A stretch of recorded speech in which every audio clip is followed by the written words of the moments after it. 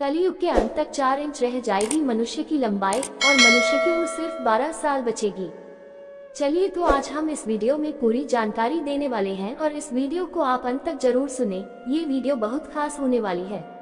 बताया है कि पहले त्रेता युग में मनुष्य की आयु 10,000 वर्ष होती थी, लेकिन वह कैसे होती थी चलिए तो हम विस्तार से जानते हैं। हमारे शास्त्रों में 4 युगों के बारे में बताया है।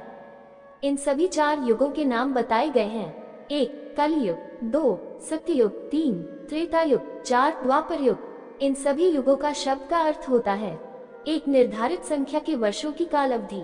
हर युग की अलग अलग विशेषताएं रहती है। हमारे सूत्रों के अनुसार इस कलयुग की मुद्रा लोहा बताई गई है, वहीं पर इस युग के पात्र मिट्टी के बताए गए हैं। आज हम आपके लिए लाए हैं कलयुग के बारे में खास जानकारी। कलयुग ये चतुर्थ युग है। इस युग की विशेषताएं इस प्रकार है। इस युग की पूर्ण आयु अर्थात कालावधि 4,32,000 वर्ष है। इस युग में पहले मनुष्य की आयु 100 वर्ष होती थी। अब मनुष्य की लंबाई 5.5 फीट हो गई है, लगभग 3.5 और मनुष्य के हाथ रह गए हैं। ये कलयुग का तीर्थ गंगा है। चलिए तो हम जानते हैं पाप और पुण्य की कितनी मात्रा है। इस युग में पाप की मात्रा है 15 विश्वास अर्थात 75% होती है।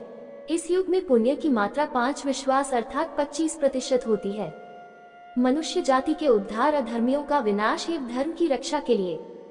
इसीलिए इस युग की मुद्रा लोहा बताई गई है और इसी कारण इस युग के पात्र भी मिट्टी के बताए गए हैं। जानकारों का कहना है चारों युगों में से सबसे पहले शुरुआत हुई थी सतयुग की।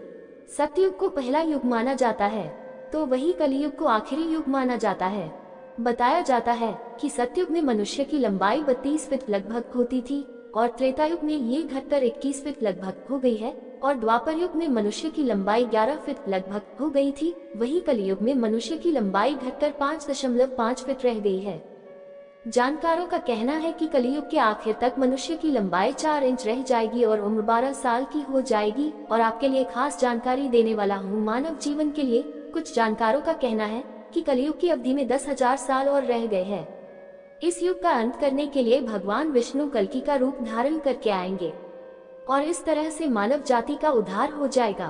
तो मित्रों, आप सभी को ये जानकारी कैसी लगी और आप सभी को जानकारी अच्छी लगी हो तो मुझे प्यारा सा एक कमेंट जरूर लिखें।